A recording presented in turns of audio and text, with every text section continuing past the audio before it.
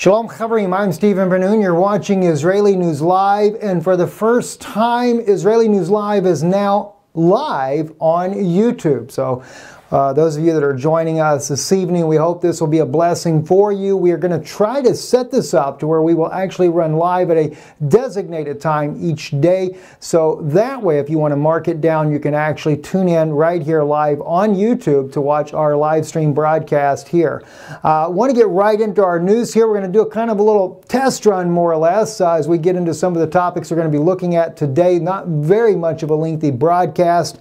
We do have a moderator watching over the comments where you can comment there as well. Unfortunately, with me being here, there's no way for me to be able to monitor comments at the same time. So, love to be able to hear from you, but I won't be able to actually see that. Let's get right into the news today. Haaretz is reporting about the 16-year-old girl right here who has been in prison for smacking around an Israeli soldier. Now, this girl here is 16 years old. She's a Palestinian girl, and according to the actual article, it is Ahed Tamimi, the teenage girl who refuses to be Israel's compliant Palestinian, is still being held in prison without being able to see her family. Very sad situation, and I say this mainly because of her age, 16 years old. You know, in the United States, she would be considered a juvenile, and of course, she would have been released to the custody of her parents with that. Now, Israel is totally treating this girl more as if she's an adult, and that's just a bit concerning to me. We really have to look at the way our laws are when we are treating youth as adults there. I can understand maybe if it was someone that had killed someone, but this is not the case here. It says here in Haaretz, which is an Israeli news source here, Ahed Tamimi has been indicted. The teen who was picked up in a night raid on her town more than 3 weeks ago has been held in a prison ever since. The charges levied against her, incitement and slapping a heavily armed soldier, do not match the severity of which she has been treated. Shackled, isolated from her family, and with politicians and journalists calling for her eternal detention, or even worse, that she be dealt with in the dark.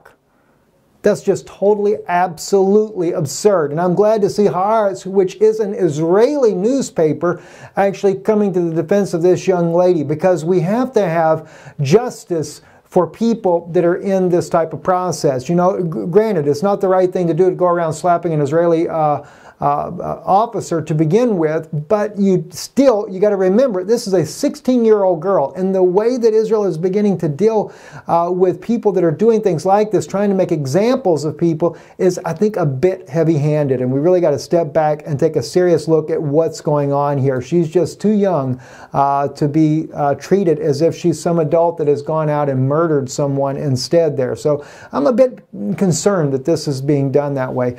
Moving on as well, French President Macron right now is saying to the United States that leads us to war. U.S., Israel, and Saudi Arabia should tone down Iran rhetoric, says Macron, regarding the way that Israel, Saudi Arabia, and the United States is dealing with Iran's protests. Now, I can't necessarily say that I can agree with French President Macron on this subject here, because clearly all the United States has really done is said that they're watching Iran and how they're handling the protests that are going on. Now, I realize the protests began as one form of protest and has quickly moved to young Iranians who want, of course, better job conditions. There's a 40% unemployment rate in the country there.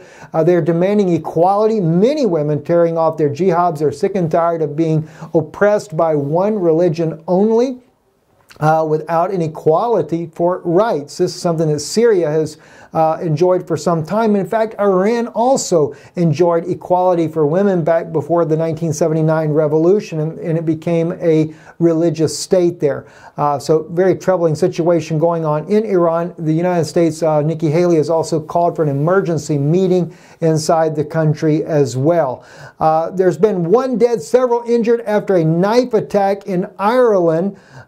This Syrian man has been arrested for the killing as a suspect here, as well as several other people that were stabbed. He is, of course, a Syrian refugee. And the epidemic of violence that is coming out from the migrants that are inside of Europe, especially that of Western Europe, more so like France, England, Ireland, Scandinavia, Sweden, Norway, all the countries there where there is huge migrant populations, Germany included, but less issues in countries such as the Czech Republic, Hungary, who does not allow migrants, and Poland does not allow migrants either, but the Czech Republic is a little bit more stringent on their laws.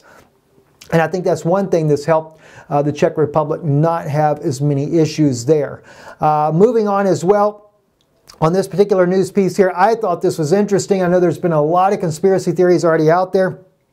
Sputnik News reporting, burning down the house, Twitter conspiracies, aflame over Clinton home fire.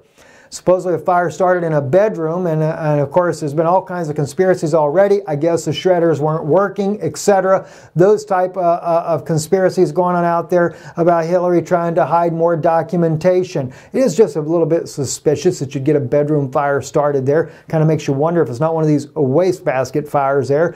I don't know, can't say for sure myself, but it is interesting. Also, an Mi-24 crash on December 31st en route to Hama aerodrome. Both pilots were killed in the crash. Russia did say, though, that they did not come under any kind of fire.